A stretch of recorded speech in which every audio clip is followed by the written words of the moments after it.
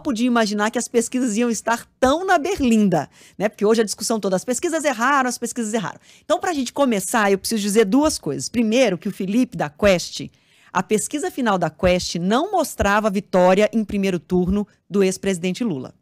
Não colocava Lula com 50% mais um dos votos válidos, nem mesmo na margem de erro. Esse é um ponto.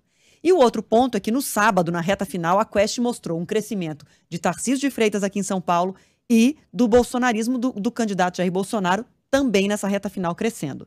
De qualquer forma, Felipe, fazendo essas observações, de qualquer forma, a sensação que ficou para o eleitor é de que, bom, mas não foi esse o retrato que apareceu na pesquisa, não é essa foto final que a pesquisa me disse que aconteceria.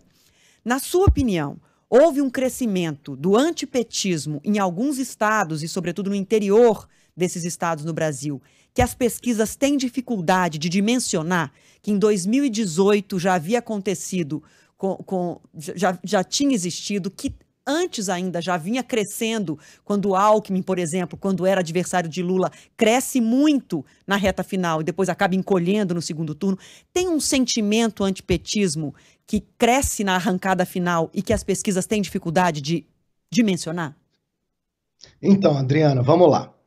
Primeiro, agradeço as generosas palavras, mas, quer dizer, independentemente de qualquer resultado, é verdade que a Quest conseguiu captar um crescimento do Bolsonaro em São Paulo, no Rio, em Minas, inclusive uma queda de Lula em Minas.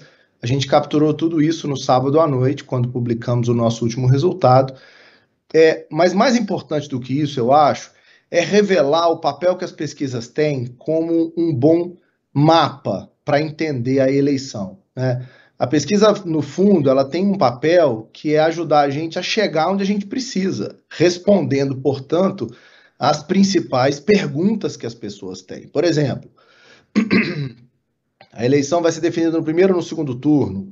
O Bolsonaro vai crescer em cima de qual grupo?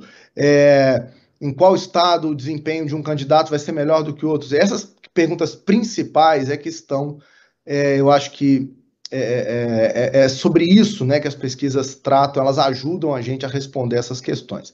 E eu bati muito durante essa eleição, Adriana, inclusive aqui no programa de vocês, que a gente tinha que conseguir fazer o público e os jornalistas olharem para, eu brinquei, a página 32 do relatório, 45 do relatório, estava todo mundo muito preocupado com a corrida dos cavalos ali, 32 mais 25, quem vai ganhar?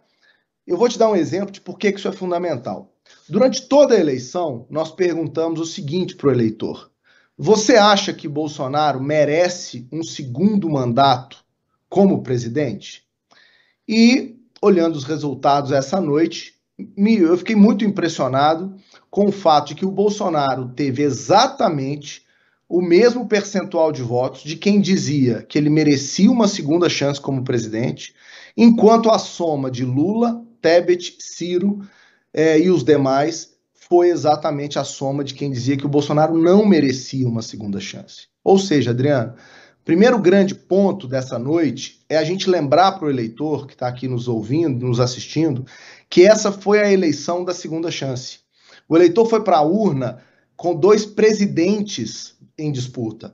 Duas pessoas que já governaram, tendo tido vantagens e desvantagens, qualidades e defeitos, e os dois estavam buscando uma segunda chance.